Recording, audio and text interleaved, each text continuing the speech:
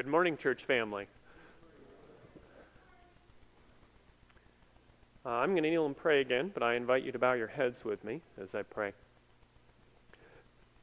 Dear Father in heaven, we thank you so much for the blessing of your word that you've given us, and we ask that you would be with us this morning. I ask especially that you would help me to be able to speak clearly so that I can be understood.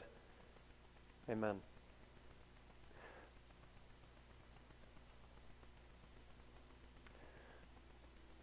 Doing great things for God.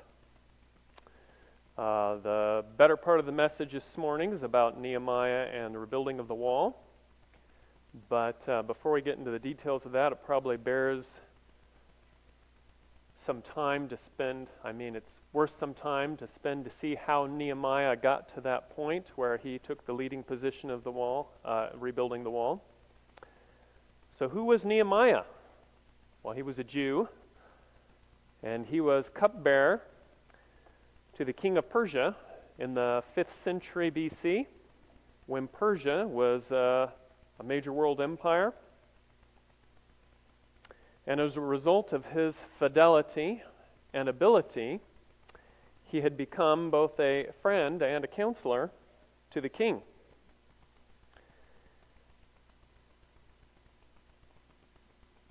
As a result of that, he had ready access to the king. And one day he had received news that all was not well in Jerusalem. To put it bluntly, the temple services were disturbed and the inhabitants were in constant alarm because the walls were in ruins and the Jews had many enemies. There's a prophecy from Daniel that characterizes the conditions during this time at Jerusalem as follows. It says, "The street shall be built again, and the wall, even in troublous times," Daniel 9:25. The news from Jerusalem disturbed Nehemiah greatly. The Bible records his reaction to this news. It says, "And it came to pass, when I heard these words, that I sat down and wept and mourned certain days and fasted and prayed before the God of heaven." Nehemiah 1 verse 4. As Nehemiah fasted and prayed, his heart was drawn till heaven until he prayed a very specific prayer. That prayer is recorded in the Bible for our benefit. And it's the kind of prayer that wins favor with the omnipotent. And for that reason, I want to share it with you today. This is what Nehemiah prayed. He says, "I beseech thee, O Lord God of heaven, the great and terrible God, that keepeth covenant and mercy for them that love him, and observe his commandments. Let thine ear now be attentive, and thine eyes open, that thou mayest hear the prayer of thy servant, which I pray before thee now, day and night, for the children of Israel thy servants, and confess the sins of the children of Israel, which we have sinned against thee. Both I and my father's house have sinned. We have dealt very corruptly against thee, and have not kept the commandments, nor the statutes, nor the judgments which thou commandest thy servant Moses." Nehemiah 1, chapter 1, verses 5 through 7.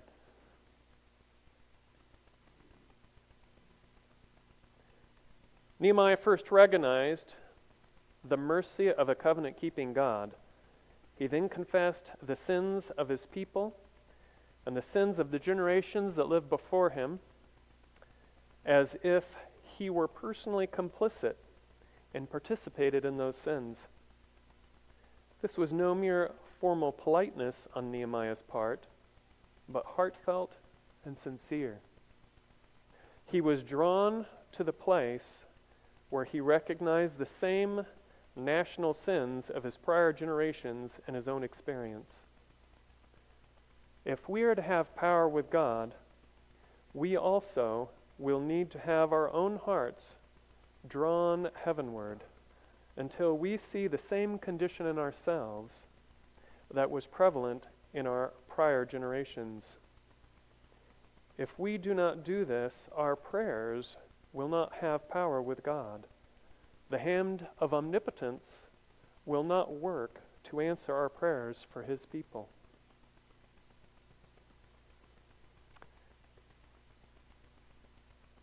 His prayer goes on. He says, "Remember, I beseech thee, the word that thou commandest thy servant Moses, saying, If ye transgress, I will scatter you abroad among the nations. But if ye turn unto me, and keep my commandments, and do them, though there were of you cast out unto the uttermost part of heaven, yet will I gather them from thence, and will bring them unto the place that I have chosen to set my name there. Now these are thy servants and thy people, whom thou hast redeemed by thy great power, and by thy strong hand.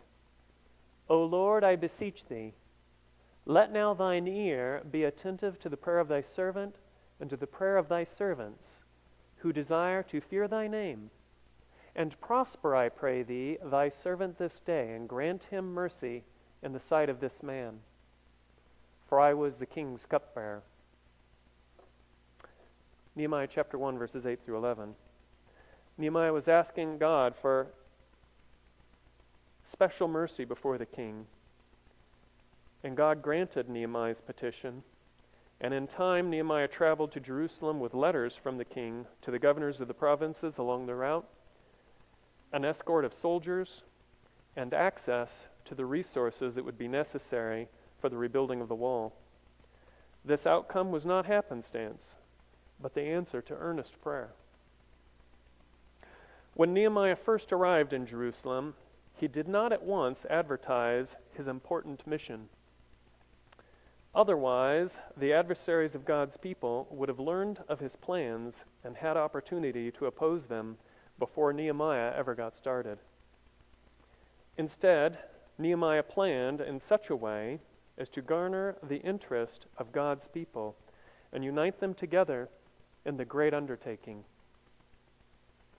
It may not have been possible to have rebuilt the wall without uniting the Jews together for the accomplishment of the project. There are lessons for us here today as well. If we are to do great things for God, we also must use caution. We must move prudently, and we must plan wisely.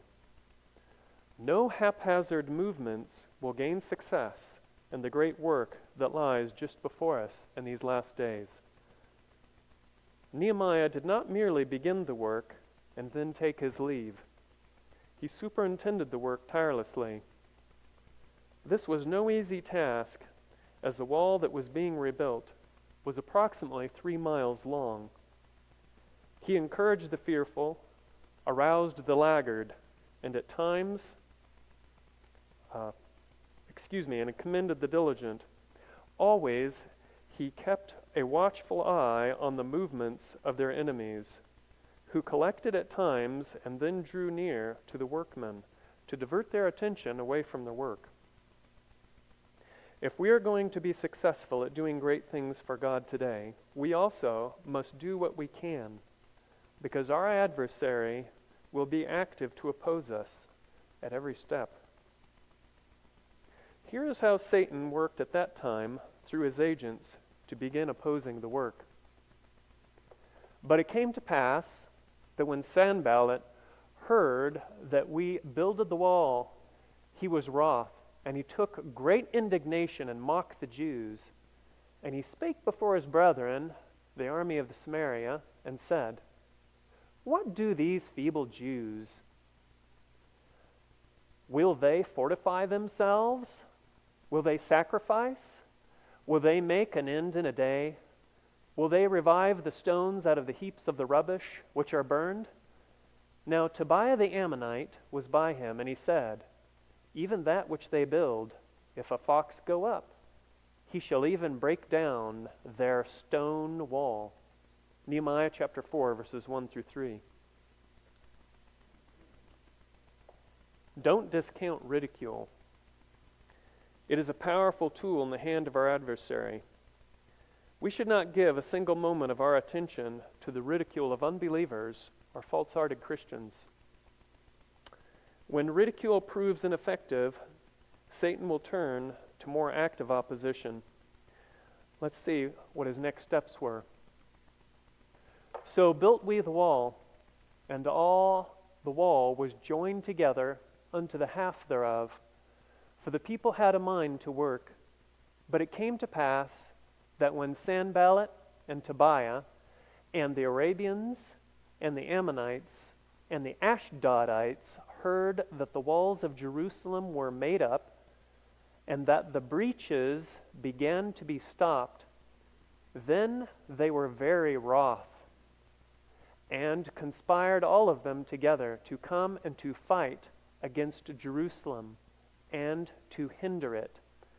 Nehemiah chapter 4, verses 6 through 8. So let's see how God's hero met this emergency.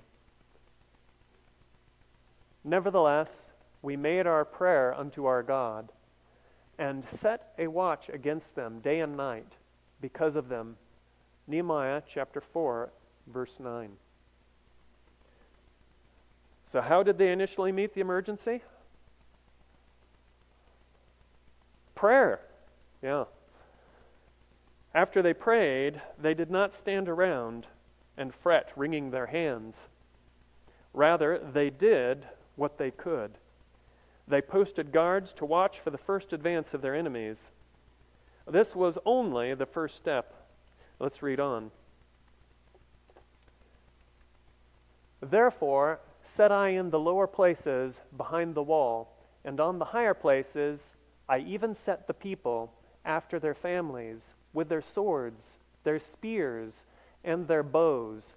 And I looked and rose up and said unto the nobles, and to the rulers, and to the rest of the people, Be not ye afraid of them.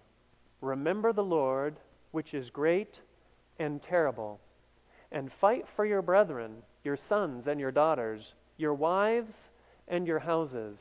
Nehemiah chapter 4, verses 13 and 14. Unfortunately, for a short period, the work did come to a halt. This was necessary as the immediate emergency was met. And how did Nehemiah meet this emergency? He organized a militia. Every extended family was a unit. They each had an area of responsibility to defend. Then Nehemiah reminded them of God's goodness and His promises, and encouraged them to fight to defend themselves, knowing that God was with them. And then it came to pass, when our enemies heard that it was known unto us, and God had brought their counsel to naught, that we returned all of us to the wall, every one unto his work. And it came to pass from that time forth that the half of my servants wrought in the work, and the other half of them held both the spears, the shields, and the bows, and the habergeons, and the rulers were behind all the house of Judah. They which builded on the wall, and they that bare burdens, with those that laded, every one with one of his hands wrought in the work, and with the other hand held a weapon. For the builders, every one had his sword girded by his side, and so builded. And he that sounded the trumpet was by me. Nehemiah chapter 4, verses 15 through 18.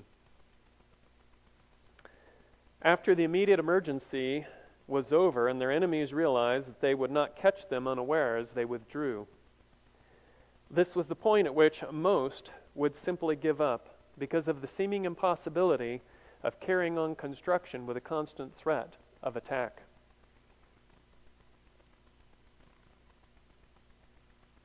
Nehemiah and the Jews did not give up at this point. Instead, half of his servants worked, and the other half stood their guard, ready to defend against any surprise attack. All those that worked were like minutemen. Each one had a weapon ready in case of attack. There may not be an immediate parallel with God's work today, since we do not fight against flesh and blood. Yet we need to be just as much on our guard against the first advance of Satan and be prepared to meet him. I want to draw your attention to an uncomfortable detail recorded in the end of Nehemiah chapter 4. So neither I, nor my brethren, nor my servants, nor the men of the guard which followed me, none of us put off our clothes, saving that every one put them off for washing. Nehemiah chapter 4, verse 23.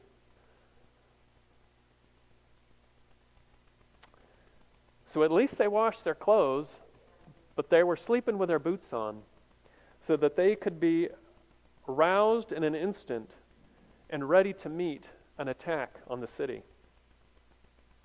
So what's the application for us today? This. Finally, my brethren, be strong in the Lord and in the power of his might. Put on the whole armor of God, that ye may be able to stand against the wiles of the devil.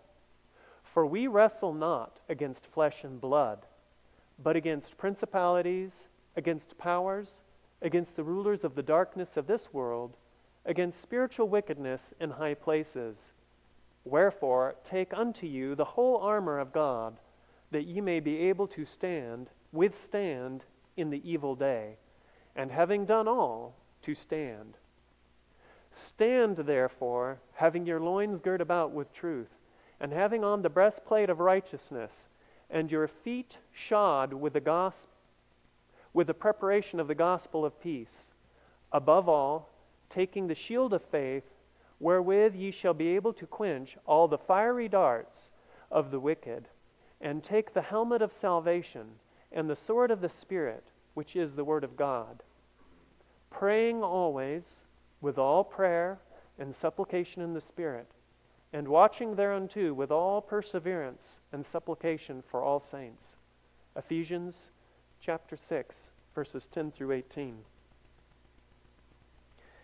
We must put on the whole armor of God, and we must not take it off. We must sleep clothed, that is, with our armor on. We must be ready to rouse at a moment's notice, so that we may be ready should Satan come at us with a surprise attack. When direct opposition results in uniting God's people together in steadfastness for the accomplishment of the work, sometimes Satan directs his agents to try and draw the leaders of God's people into some mischief. This is the tactic that was utilized against Nehemiah. Now it came to pass, when Sanballat and Tobiah and Geshem the Arabian and the rest of our enemies heard that I builded the wall, and that there was no breach left therein, though at that time I had not set up the doors upon the gates, that Sanballat and Geshem sent unto me, saying, Come, let us meet together in some one of the villages in the plain of Ono. But they thought to do me mischief. And I sent messengers unto them, saying, I am doing a great work, so that I cannot come down. Why should the work cease whilst I leave it, and come down to you? Yet they sent unto me 4 times after this sort, and I answered them after the same manner. Nehemiah chapter 6, verses 1 through 4.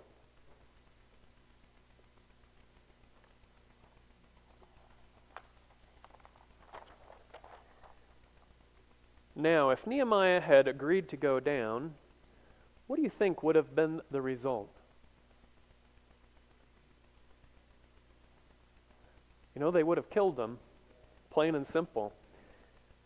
They were simply trying to trick Nehemiah into exposing himself so that they could kill him and perhaps snatch a victory from the jaws of defeat. The lesson is, never parley with the adversary or with his agents. It will always result in a disadvantage. When it becomes clear that their ploy to parley would get them nowhere, they attempted another strategy. Then sent Sanballat his servant unto me, in like manner, the 5th time, with an open letter in his hand, wherein was written, It is reported among the heathen, and Gashmu saith it, that thou and the Jews think to rebel. For which cause thou buildest the wall, that thou mayest be their king, according to these words.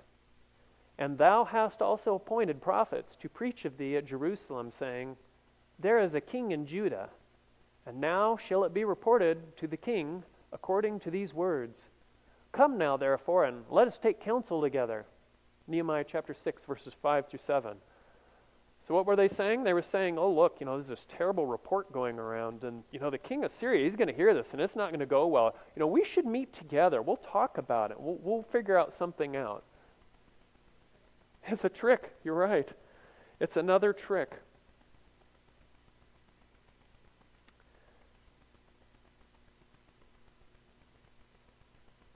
What would have happened if Nehemiah had agreed to counsel with Sanballat? Even if Sanballat had come inside the walls of Jerusalem, where he would have been safe. The result would have been that Nehemiah would have been acting in such a way as if the open letter had some truth in it. He would have given some credence to their false accusations, which would have resulted in real harm to the cause of God there in rebuilding the wall. We need to meet these same kinds of attacks the same way that Nehemiah met them. Call them out for what they are and move on, giving no more attention to them. Then I sent unto him, saying, There are no such things done as thou sayest, but thou feignest them out of thine own heart. Nehemiah 6:8. And the enemies of the Jews tried one last effort to delay or to prevent the completion of the defenses of Jerusalem. This was by far the most subtle and the most dangerous. Afterward I came unto the house of Shemaiah, the son of Delaiah, the son of Mehetabeel, who was shut up, and he said, Let us meet together in the house of God within the temple, and let us shut the doors of the temple. For they will come to slay thee, yea, in the night will they come to slay thee. Nehemiah chapter 6, verse 10. At this time there were no doors or gates on the city wall, but the temple was of such a construction that it could pass for a fort or a keep. It had walls and it had heavy doors. What do you think? Do you think that Nehemiah should have gone and hid himself up in the temple like he was afraid of being assassinated? No. If he had, what would he have been broadcasting to the rest of the Jews? What would that have done to his influence as a leader? That he's afraid? That it's dangerous, so you better go and hide instead of completing the work? We need to meet such subtle inducements to fear in the same way that Nehemiah did. And I said, Should such a man as I flee? And who is there that, being as I am, would go into the temple to save his life? I will not go in. And lo, I perceived that God had not sent him, but that he pronounced this prophecy against me. For Tobiah and Sanballat had hired him. Therefore was he hired, that I should be afraid and do so and sin, and that they might have a matter for an evil report, that they might reproach me. Nehemiah chapter 6, verses 11 through 13.